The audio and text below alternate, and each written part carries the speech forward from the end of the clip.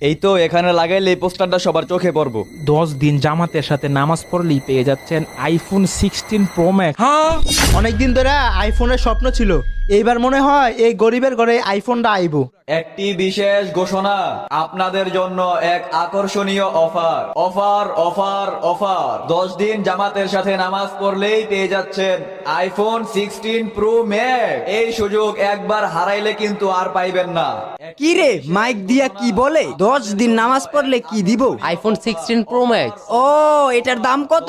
2 লাখ টাকা দইবই। কি কস 2 লাখ টাকা? তাইলে তো আমি আজকেই নামাজ পড়া শুরু করমু।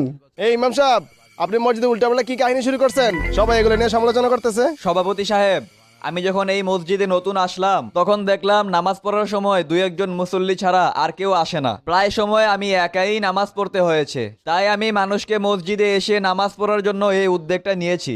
ও ভালো